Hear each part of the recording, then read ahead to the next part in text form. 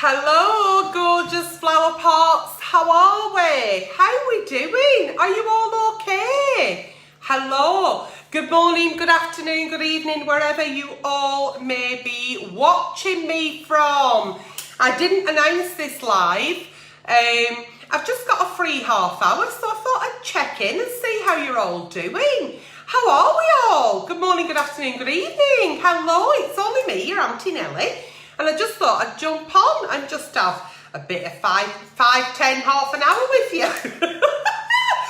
Here we are in Haslingden where the sun is shining. I'm having lots of menopausal moments, so I've got my gorgeous trusty desk fan. So I asked the other day if you could write into the page for Nighttime with Nelly or a Sunday service, and the messages are once again coming in. So there should be no reason why we can't proceed with next week's Nighttime with Nelly. So hopefully, oh, Katie May's in bed with COVID. Oh, sweetheart. Bexley, please write into the page. And hello, everybody. Sophie Earle has just been on Instagram. So yeah, so I've just done a live on Instagram. I don't know if you follow me on Instagram. It's Antonella Uncensored. And it was so important for me to go live and just update people with what's been happening in your Auntie Nelly's life. So, okay, so I have got another gum infection, so I'm on another lot of antibiotics now. On Monday, it resulted with me absolutely ripping my dentures out because of the gum infection, my temporary dentures.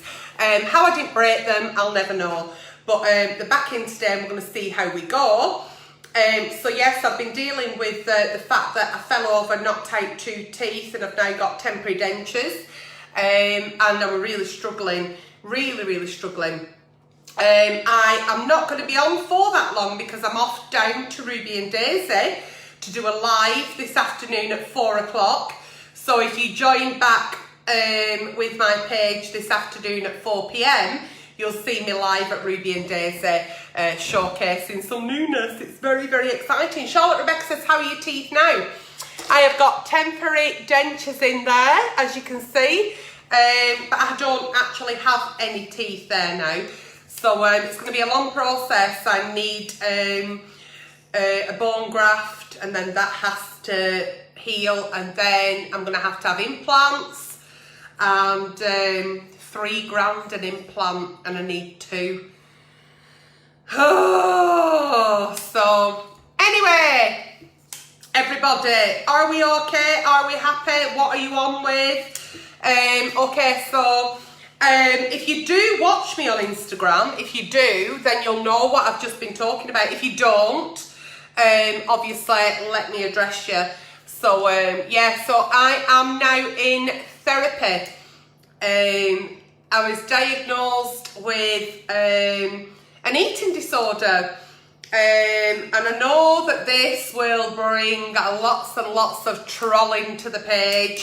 Fucking bring it. My back can take it. I have got thick skin, believe me, bring it. So, I'm a binge eater, I'm an overeater.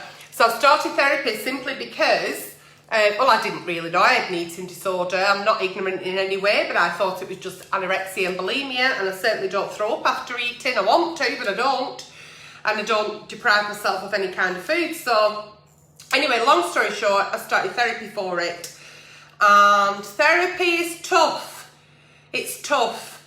Yeah, I'm opening up cans of worms that I didn't know needed to be opened, or I didn't want to open, talking about things that I feel really uncomfortable talking about, but I need to find out why I have such an unhealthy relationship with food, why food rules my life, rules my day, why I think about food the way I do, why I abuse food the way I do. So yes, I've started therapy for it, and I'm 6 weeks in. And 6 weeks ago I stood on the scales, and I was 20 stones. And you all remember I lost 6 stone, didn't I? I went from being 22.5 stone to 16.5 stone. And I knew that I'd put a little bit of weight on in lockdown, little bit. I went back up to 20 stone. So yeah, I'm not using the scales as a tool, I never do. I'm not really bothered about what the scales say, but when I first start making better choices, and I have done by reducing my portion sizes and cutting out sugar again, I do check myself on the scales to make sure that the changes I'm making are better, are working okay, and so far so good. This morning I'm 18 stone 7 pounds. I don't know what that is to my audience in kilos or, you know, whatever else, so that's all I can say. So yeah, so I'm hoping that therapy for me will give me the coping mechanisms that I need in order to not turn to food because of issues that I've had in the past that you don't realise, do you, what issues you've had. And at the moment I'm with my therapist working on rejection and abandonment issues, and we're looking at my wounded inner child. I didn't know I had a wounded inner child. I didn't realise that rejection and abandonment issues in my childhood are forever marring my adult life, or just like fucking me over left, right and middle. So I'm being brave and I'm taking the steps to try and live a healthier life and face the problems that have been instilled in me since a very young age. And I'm not saying this is going to be a fix and it's going to fix me. I need to put the work in, and I am doing. So far so good. Therapy is difficult. You come out of therapy, I come out of therapy, and I can't do anything for the rest of the day. It absolutely fucking floors me. It drains me. It exhausts me. It makes me cry. And it's difficult because I live alone. I've no partner. Please don't feel sorry for me. These are choices I decide to make in my life. And I come home and then you ruminate, and not being able to go to the fridge and eat your body weight in chocolate is difficult, but I'm trying not to. And there are days where I've binged. There are, I'm not going to lie. And the binge eating for me, it's a vicious circle. Whereas I think, oh, I did really well this week, so I can have a day, maybe Saturday, where it's a cheat day. My cheat day can consist of 10,000 calories, 15,000 calories. It's absolutely ridiculous. And then whatever I've done that week, I've sort of like spoilt it. And then because I've done that cheat day, which really has been an overeating binge day, then you get the feeling of it knocks your self-esteem, it knocks your confidence, it makes you feel worthless, it makes you feel like you will never be somebody who's got the strength or the power or the bravery to get a hold on things. So you just continue, and then that cheat day turns into a cheat week and a cheat month, and then before you know it, you're back to 20 stone on the scales, and your knees are hurting, your back's hurting, you're not breathing as good as you did. So, you know, it's a vicious circle, but it's now recognising it, and I didn't recognise it because I didn't know I had it. I didn't know, but I do know. So I'm trying to find different tools now to put in the toolbox that I've had with me forever. I just didn't know that these things were missing. So if that resonates with any of you, I'm always available in my inbox, always. So please don't ever fear not coming to me. I might not be able to answer immediately, but I always go through my own messages. There's me, I work for me, there's only me doing it, so I will eventually come to you. But yeah, so that's what I'm trying to do now. I'm trying to do my therapy, work on myself, understand myself, and understand why I'm self-harming with food in the way that I am. I mean, a big light bulb moment last week was when things happen in my life, and a couple of weeks ago something really traumatic happened that I don't feel ready to share at the moment. I turned to food.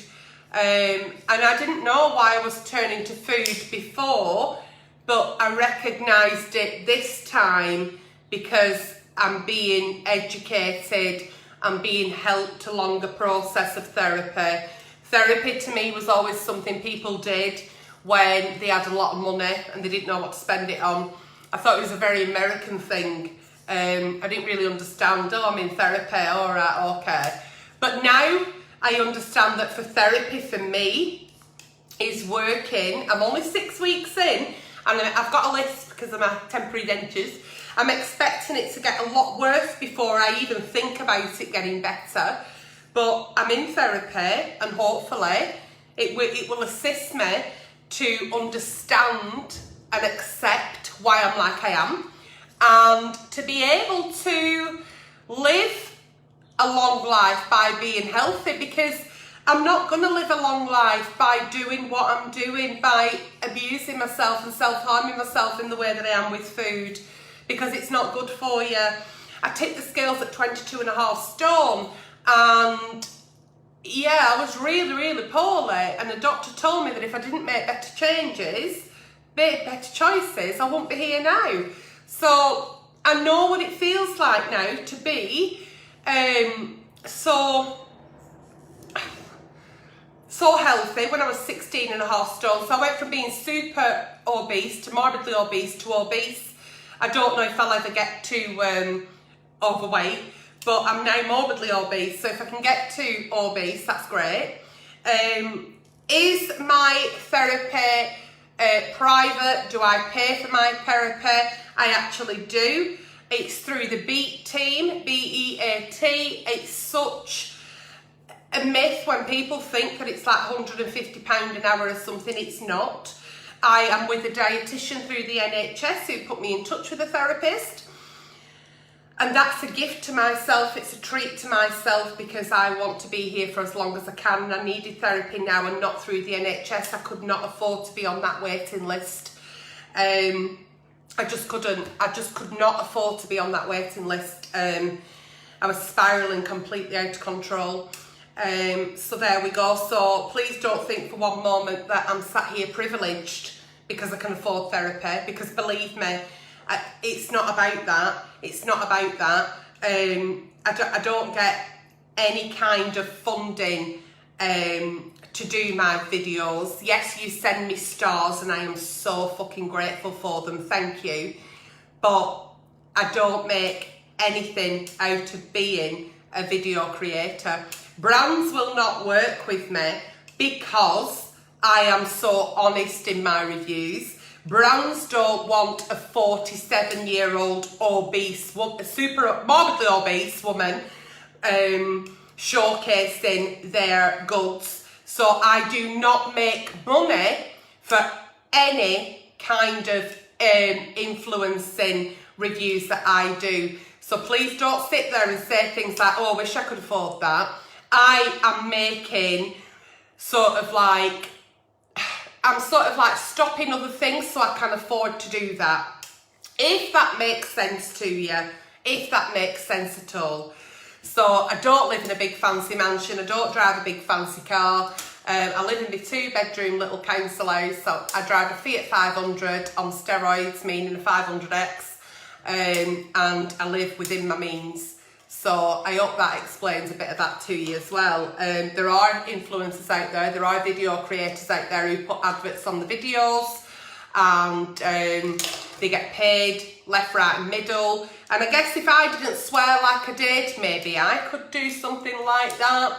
There's lots of people that I watch and they do things for free and all they want is payment for a cup of coffee, which I'm more than happy to give. But yeah, don't sat there thinking that I'm a millionaire, because I'm not. I'm not a millionaire YouTuber, believe me. And I couldn't be anyway. I've only got like 80,000 people on my YouTube. I think you've got to have like above 200 and some thousand or something. Anyway, I'm going off track. But I just thought I'd join and say thank you very much. You are now sending me some Nighttime with Nelly, so that show will be back. And once again, I come to you with Nighttime with Nelly, and unless you send me some stars, I do it for free. I come to you with Sunday service. Unless I get some stars, I do it for free. All my reviews, I buy and try so you don't have to. That's why I don't do high-end items, because I can't afford to. I can't afford to buy them like you can't. So we might review a foundation at a tenner or a hairbrush at 30 quid. Not a hairbrush at 30 quid, fuck me. 20 quid maybe, a tenner. But that's only because I'm like you. I can afford what you can afford. So let me buy and try so you don't have to. Yeah, I do get some people who will work with me, who trust me, and they're that confident with the product, they know they're not going to get a bad review. But apart from that, that's how it is. Excuse me. So yeah, hay fever is really bad at the moment. Really bad. It's making me wheeze. And my menopausal moments are really bad as well as the weather being quite warm, which I'm not complaining. So yeah, so I just thought I'd come on and just give you a quick update of why there's not been many reviews, and I've not really been about on my stories or on my grid, because I'm just doing a bit of self-care and I've just been working on myself. And that's it really. And do you know what I've done as well? And I don't know if this will work for you, but have you ever felt guilty for having a lie down in afternoon? Yeah. Have you ever felt guilty for reading a book instead of like mopping kitchen floor? Yeah. So I've stopped doing that. I've stopped feeling guilty. I have fucking stopped doing that because it's not achieving anything. If anything, it's making my anxiety worse. So if I am feeling anxious and I want to have a lie down and put my YouTube on and put some guided meditation on, I have been doing, because even though I'm not actually actively doing the washing, the ironing, the cooking, the cleaning, the walking, the working, the emails, I'm actually still working, but on myself. And I've learned through my little bit of therapy that it's okay to do that without the guilt. I can have a shower in the middle of the day. I can go to bed at 6:30. I don't have to wait up till 9 o'clock because, you know, it's a bit more acceptable. You know, I can do that. I'm allowed to do that. And I'm sort of like, the pennies dropping. There's a light bulb moment where I've gone, yeah, of course I'm allowed to do that. Why am I not allowed to do that? Who am I harming? You know who I'm harming? Myself. So yeah, so that's what I've been doing as well. I've been learning to, if I don't want to open my laptop that day because my anxiety has been through the roof, or I've not slept very well, or I've got lots of negative thoughts, and the last thing I need is to open my laptop, open my inbox, and then see a load of negative comments about me, which are weight shaming me, and everything else. Then I don't do. And I don't feel guilty for it. Where I used to think, fuck me, I've done nothing today. Well, actually, no, you have, Antonella. You've looked after you. You are the most important person for you, and you are responsible for you.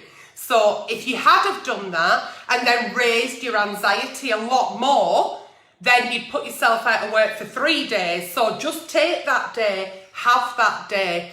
And I've been having them days and not feeling guilty for it. And it's okay. It's been okay to not open the laptop some days. It's okay to treat yourself to an afternoon film on a Tuesday. Christ, you know, things that you'd only ever do on a Sunday. Yeah, I've been, and I'm so privileged to be able to do that. So, yeah, and the privilege of doing that has come from because I'm putting me first.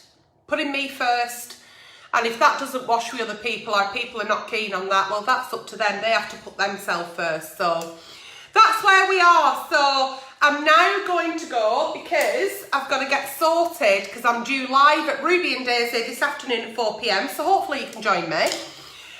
But hopefully I'll be back on Sunday with Sunday service and night time with Nelly on Wednesday coming, because I've got more than enough things now filtering through the inbox.